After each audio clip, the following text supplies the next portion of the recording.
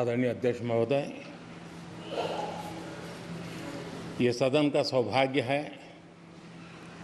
कि आप दूसरी बार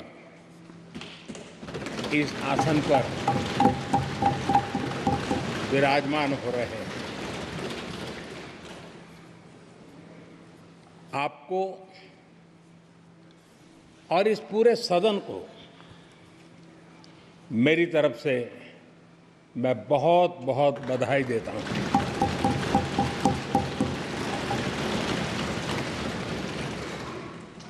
आदरणीय अध्यक्ष जी, मेरी तरफ से आपको शुभकामनाएं हैं, लेकिन इस पूरे सदन की तरफ से भी आपको अनेक अनेक शुभकामनाएं। अमृत काल के इस महत्वपूर्ण कालखंड में दूसरी बार इस पद पर विराजमान होना बहुत बड़ा दायित्व आपको मिला है और आपका 5 वर्ष का अनुभव और आपके साथ हम लोगों का 5 साल का अनुभव, हम सबका विश्वास है कि आप आने वाले 5 साल हम सबका मार्गदर्शन भी करेंगे और देश की आशा अपेक्षाएं पूर्ण करने के लिए ये सदन अपना दायित्व निभाने में आपकी बहुत बड़ी भूमिका रहेगी। आदरणीय अध्यक्ष जी, हमारे शास्त्रों में कहा गया है कि विनम्र और व्यवहार कुशल व्यक्ति सफल सहज रूप से होता है और आपको तो उसके साथ साथ एक मीठी मीठी मुस्कान भी मिली हुई है। आपके चेहरे को ये मीठी मीठी मुस्कान पूरे सदन को भी प्रसन्न रखती है। मुझे विश्वास है आप हर कदम पर नए प्रतिमान, नए कीर्तिमान गढ़ते आए हैं। 18वीं लोकसभा में स्पीकर का कार्यभार दूसरी बार संभालना ये अपने आप में एक बड़ा नया रिकॉर्ड बनते हम देख रहे हैं। श्री बलराम जाखड़ जी वो पहले ऐसे अध्यक्ष थे जिन्होंने 5 साल कार्यकाल पूरा करके फिर दोबारा उनको स्पीकर बनने का अवसर मिला था। उसके बाद आप हैं जिन्हें 5 साल पूर्ण करने के बाद दोबारा इस पद पर आसीन होने का अवसर मिला। गत 20 साल का एक ऐसा कालखंड रहा है कि ज़्यादातर स्पीकर या तो उसके बाद चुनाव नहीं लड़े हैं या तो जीत करके नहीं आए हैं। आप समझ सकते हैं कि स्पीकर का काम कितना कठिन है कि उसके लिए दोबारा जीतना मुश्किल हो जाता है, लेकिन आप जीत करके आए हैं, इसके लिए एक नया इतिहास आपने गढ़ा। आदरणीय अध्यक्ष जी, इस सदन में ज़्यादातर हमारे सभी माननीय सांसद आपसे परिचित हैं, आपके जीवन से भी परिचित हैं और पिछली बार मैंने इस सदन में आपके संबंध में काफ़ी कुछ बातें रखी भी थी और मैं आज उसको दोहराना नहीं चाहता हूं, लेकिन मैं एक सांसद के रूप में और हम सभी सांसद के रूप में आप जिस प्रकार से एक सांसद के नाते काम करते हैं, ये भी जानने योग्य है और बहुत कुछ सीखने योग्य है। मुझे विश्वास है कि आपकी कार्यशैली एज ए सांसद भी हमारे जो फर्स्ट टाइमर सांसद हैं, हमारे युवा सांसद हैं, उनको जरूर प्रेरणा देगी। आपने अपने कार्यक्षेत्र में, संसदीय क्षेत्र में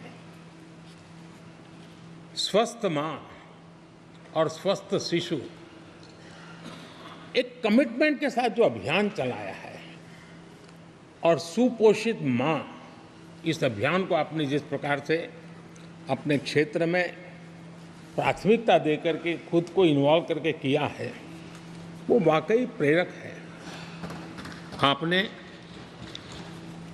कोटा के ग्रामीण क्षेत्रों में हॉस्पिटल ऑन व्हील्स, ये भी एक मानव सेवा का उत्तम काम, जो राजनीतिक कामों के सिवाय करने वाले कामों में आपने चुना है, वो भी अपने आप में गांव-गांव लोगों को स्वास्थ्य सेवाएं पहुंचाने में मदद कर रहा है। आप नियमित रूप से गरीबों को कपड़े, कंबल, मौसम के अनुसार छाता की जरूरत है छाता, जूते, ऐसी अनेक सुविधाएं समाज के आखिरी तबके के जो लोग हैं उनको खोज करके पहुंचाते हैं। खेलों में प्रोत्साहन देना आपके क्षेत्र के युवकों में, यह आपने एक प्राथमिकता के रूप से काम उठाया है। आपके पिछले कार्यकाल में 17वीं लोकसभा में मैं कहता हूं कि संसदीय इतिहास का वो स्वर्णिम कालखंड रहा है। आपकी अध्यक्षता में संसद में जो ऐतिहासिक निर्णय हुए हैं, आपकी अध्यक्षता में सदन के माध्यम से जो सुधार हुए हैं, ये अपने आप में एक सदन की भी और आपकी भी विरासत है। और भविष्य में 70वीं लोकसभा के संबंध में जब विश्लेषण होंगे, उसके विषय में लिखा जाएगा, तो भारत के भविष्य को नई दिशा देने में आपकी अध्यक्षता वाली 70वीं लोकसभा की बहुत बड़ी भूमिका रही है।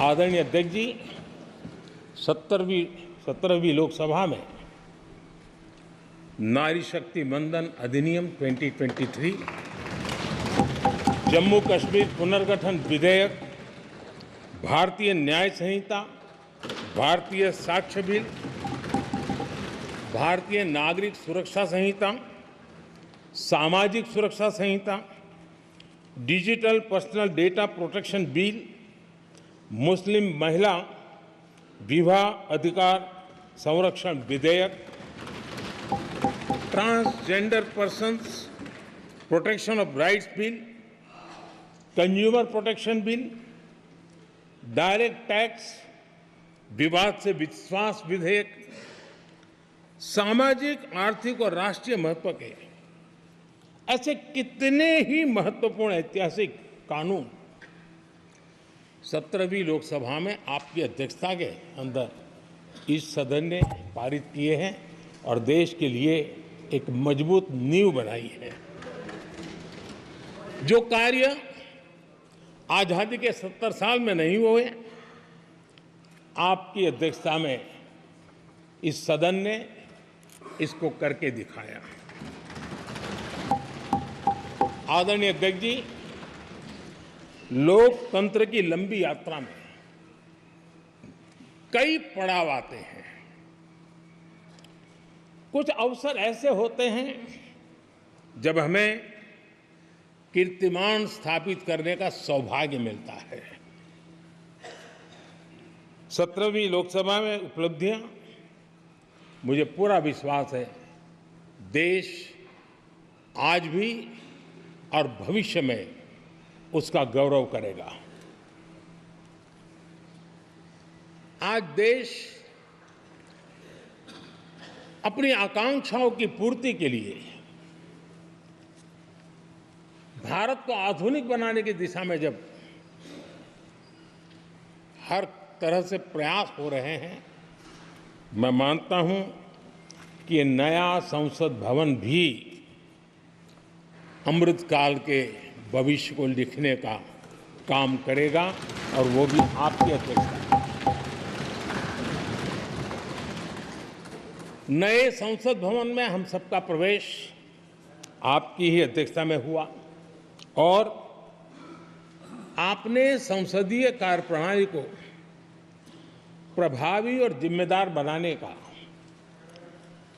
कई महत्वपूर्ण फैसले लिए हैं और इसलिए लोकतंत्र को मजबूती देने में मदद मिली है। लोकसभा में हम पेपरलेस डिजिटल व्यवस्था से आज काम कर रहे हैं। पहली बार आपने सभी माननीय सांसदों को ब्रीफिंग के लिए एक व्यवस्था खड़ी की। इससे सभी माननीय सांसदों को भी आवश्यक रेफरेंस मटेरियल मिला। उसके कारण सदन की चर्चा अधिक पुष्ट हुई और ये आपका एक अच्छा इनिशिएटिव था जिसने सांसदों में भी विश्वास पैदा किया। हाँ, मैं भी कुछ कह सकता हूँ, मैं भी अपने तर्क दे सकता हूँ। तो एक आपने अच्छी व्यवस्था को विकसित किया है।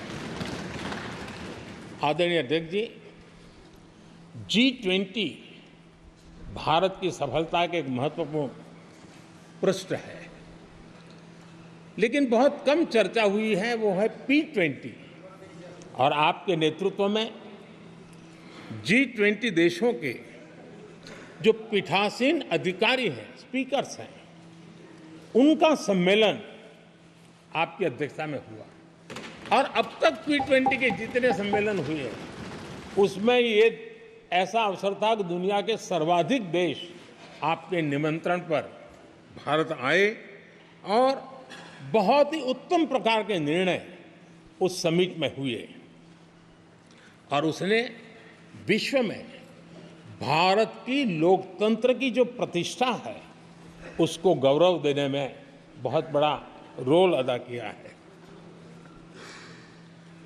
आदरणीय अध्यक्ष जी, ये हमारा भवन ये सिर्फ 4 दीवारें नहीं है। हमारा ये संसद 140 करोड़ देशवासियों की आशा का केंद्र है।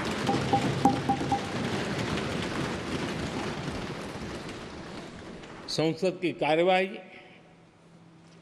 जवाबदेही और आचरण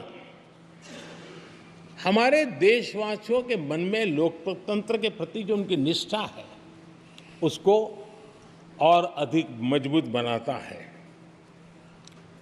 आपके मार्गदर्शन में 17वीं लोकसभा उसकी प्रोडक्टिविटी 25 साल के हाईएस्ट लेवल पर 97% रही और इसके लिए सब माननीय सदस्य तो अभिनंदन के अधिकारी हैं, लेकिन आप विशेष अभिनंदन के अधिकारी हैं। कोरोना जैसे मुश्किल कालखंड में आपने हर सांसद से व्यक्तिगत फोन पर बात करके उनका हाल पूछा। कहीं किसी सांसद की बीमारी की खबर आई तो आपने सदन के अध्यक्ष के नाते व्यक्तिगत रूप से उसकी चिंता की और वो सभी दल के सांसदों से जब मुझे सुनने को मिलता था, मुझे बड़ा गर्व होता था कि जैसे आप इस सदन के परिवार के मुखिया के रूप में उस कोरोना कालखंड में भी व्यक्तिगत चिंता करते थे। कोरोना काल में भी आपने सदन का काम रुकने नहीं दिया। सांसदों ने भी आपके हर सुझाव को सर आंखों पर चढ़ाया। किसी को ऊपर बैठने के लिए कहा तो वो वहाँ जाके बैठा, किसी को दूसरे जगह भी जाके बैठने के लिए कहा तो वो भी बैठा, लेकिन देश के काम को किसी ने रुकने नहीं दिया। लेकिन आपने ये जो फैसले किए उसका परिणाम है कि हम उस कठिन कालखंड में भी कार्य कर पाए। और ये खुशी की बात है कि कोरोना काल में सदन ने 170% प्रोडक्टिविटी, ये अपने आप में दुनिया के लिए एक बहुत बड़ी खबर है। आदरणीय अध्यक्ष जी,